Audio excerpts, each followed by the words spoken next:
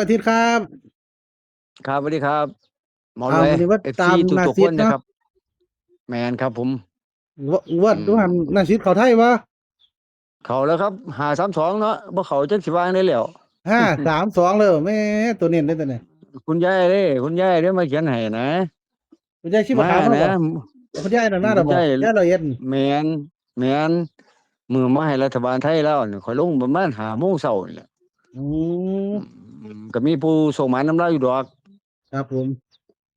เพิ่นก็มอบคะแนนให้อยู่1,000คะแนนก็ให้เราเรียบร้อยเลยอะบาดติโทน่ะลงสายๆนะแม่น วันนี้เพิ่นมาเขียนให้แล้ววันนี้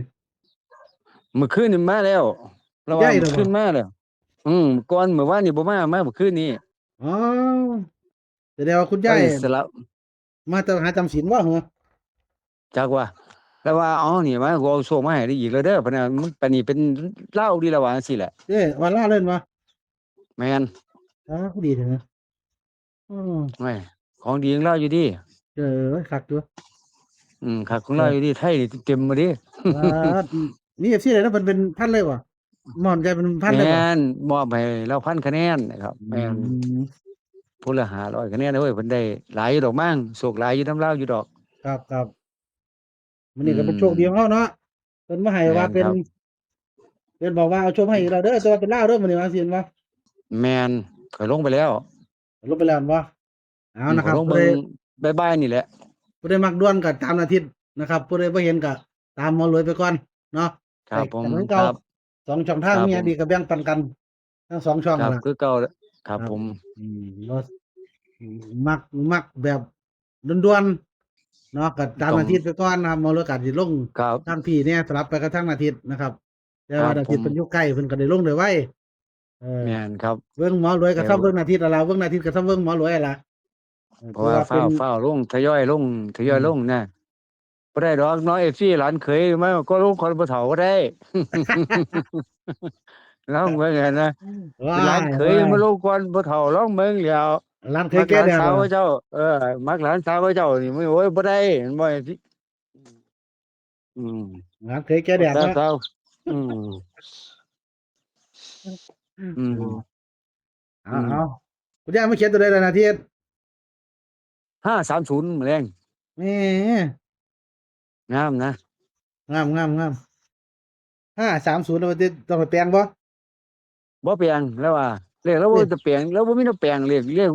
ในสิทธิ์บ่เคยแปลงนะว่าข้อยสิแปลงตอยู่รงๆเลยนะแปลงก็แปลงตัวขออนุญาตแปลงเลยเด้อแปลง5880อืมแปลงแม่น3แปลง3นั่นล่ะตัวเดียวอืมไปยังต้องแปลงบ่ห้าติเพราะว่ามันถูกหลายดอกแล้วอืมเลข3นี่หมอรวยเข็ดหมอรวยเข็ดแล้วเมื่อวานนี่คืนนี่เข็ดแล้ว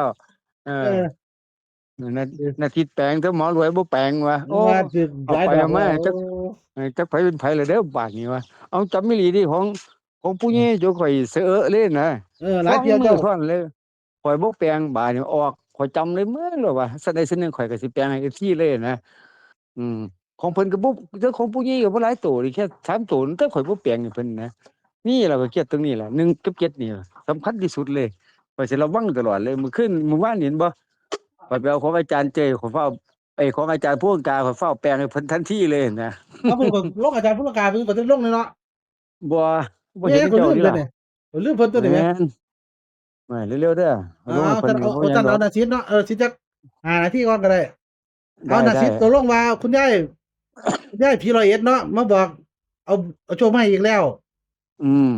เล่า530เล่าเด้อเพิ่นบอกเล่าพร้อมลาวเด้อพร้อมเล่าเด้อเลยนะครับบอกลาวเด้อแม่นเพิ่นให้เน้นตัวใด530นาทีตามฟังเสียงเพิ่นมักเพิ่นว่า50กับ30น่ะ0กับ30บ่แม่นอืมอืม53บ่มักบ่ก็เพิ่นบ่มักแหล้วแต่ว่าก็อยู่ใน3ตัวเพิ่นแหละเอาเนาะคุณอืงวดก่อนมเพิ่นเอาเข้าไทยเต็มๆเด้อนะครับแม่นครับไทยไอ้ที่เต็มๆเลยเอาโชคหมานครับำเพิ่นได้ดอกมื้อนี้พี่คุณยายอืมมาบอกอีกแล้วเอาโชคมาให้แม่เป็นลาวนครับเด้อ530ครับตัดให้53 3050นะครับตัวกันหมดเลยขออนุญาตกันพี่น้องเอ้ยพี่น้องบ่กันดอกบ่เราอยากกันจักหน่อย58กับ80เพราะว่ามันแสลงใจมาหลายงวดแล้วเออเอาโลด ครับผ ข่มอยบ่แปลงข่อยบ่แปลงแล้วก็ใส่สามตัวตรงๆเลยแหล้วโอ้ ให้ ของ เรา นายบ่ค่อยได้แปลงบ่ตามเจ้าเคยเห็นมา อือของนาซิดอะเนาะ ของนาเสียดเนาะ บ่ค่อยแปลงนี่ บ่ค่อยแปลงเนาะ เห็นบ่หา3ก็บ่แปลงแล้วนี่ก็หา3ตรงๆแล้วเบิ่งรัฐบาลไทยก็ได้ อืม อื เอา ม ขอบคุณหลาย ๆ เด้อนะที่ ครั นา บ ที ผ เอา ม ในทางของนาซิดมาแบ่งปันหมอรวยเนาะ ครั FC บ ผู้ใดอยากเห็นไว้ๆก็ติดตามไอ้ปอกพารวยนำแหน่ ครับผ ผู้ใด ม อยากเห็นเลขอ่า แบบด่วนๆก็คืนอาทิตย์ละเพิ่นอยู่ใกล้กัน ส่วนหมอรวย ค ก็ รับ มีเลขหลายท่านหลายอาจารย์ก็แบ่งปันอาทิตย์ไปหลายคือกัน เนาะ ครับผม ครับผม ครับกดไลค์กดแชร์ทั้ง2ช่องทางคือเก่าล่ะครับ เอาขอบคุณหลาย ๆ นาทิตย์ที่แบ่งปัน ค เดี๋ย รั วตาม บ อาจา ค รย์ รับ ผู้ ส รา วัส การ ดี ต่อ ครับ